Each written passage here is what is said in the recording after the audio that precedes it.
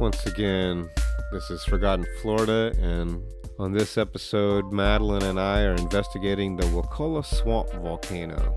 Deep in the misty, impenetrable swamps of Wakulla, at one point in time, there was thought to be a volcano.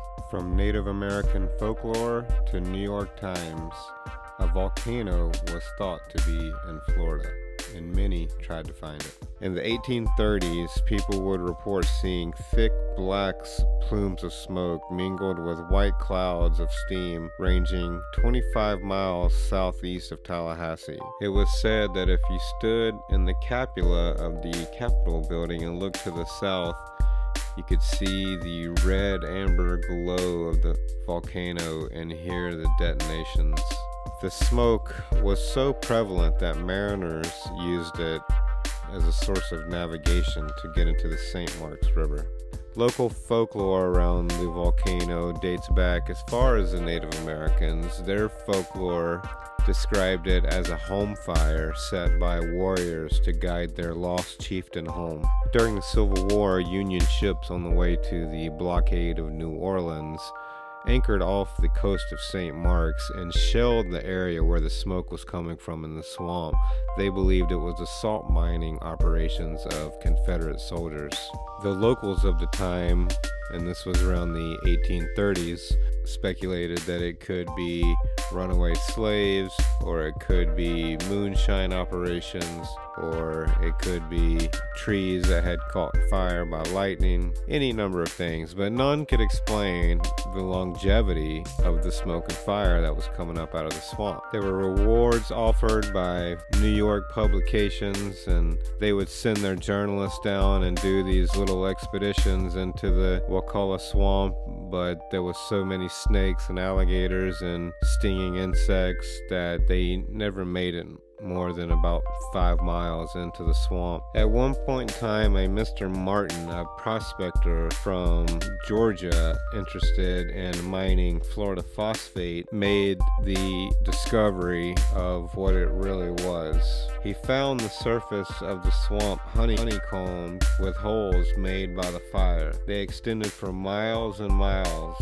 showing that the fire had been steadily burning for many years. The depth of the vast fissures was about 5 feet, and in the bottom of the deepest, salt water was found, which proved the surface of the swamp was but a little higher than the level of the Gulf. Mr. Martin reported that as he approached the locality of where the fire was active, the air was filled with thick smoke, and the stench of decaying fish became almost unbearable, and the booming like that of a distant cannon was heard. He said the earth of roots and coarse vegetable fibers protected by waterproof moss like an immense peat bog had fed the fire with an endless supply of fuel. In such a condition of soil like that, the fire would smolder for months during rainy seasons, and then when it got dry, it would burst into flames again. The tall trees, to the very top of which flames climbed, accounted for the phenomena of the sprouting fires which people would see looking out from Tallahassee. Although there is many theories and agreements and disagreements about when the volcano started and when you could see it and stuff like that, there seems to be a pretty concise school of thought that the volcano seemed to disappear after the earthquake that hit Charleston, South Carolina on August 31st of 1886. Its tremors were felt as far away as Florida. People surmised that if the smoking fissure had been open years ago, it had now been closed by the earthquake's effects. But the story persisted, and people continued to report its sightings of the smoke and search for its source. Judge A.L. Porter of Crawfordville and Forester James Kirkland in the 1920s, and then in the 1930s, a Mr. Fred Wimpy and William Wyatt. So after many years of studying the accounts of the volcano, Angus Laird of Tallahassee discovered there were 2 sites. In constructing the highway to Perry in 1949, Huey D. Langdale of Newport found a location that matched Wyatt's description in the future road right-of-way. Unfortunately, the road crew filled the hole with 34 truckloads of rock. Langdale noticed some of the unusual rock and kept some of the samples that he embedded into the front of his gas station in Newport, Florida. I headed over to Newport to see what I could find, and I discovered that there's not much left of Newport due to arson about 20 years ago.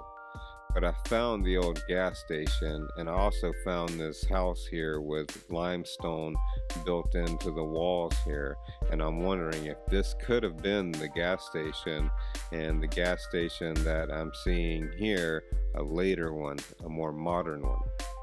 Just like the jungle is consuming this gas station and will eventually add it to its book of secrets, the jungle also holds the secret of the Wakulla Volcano.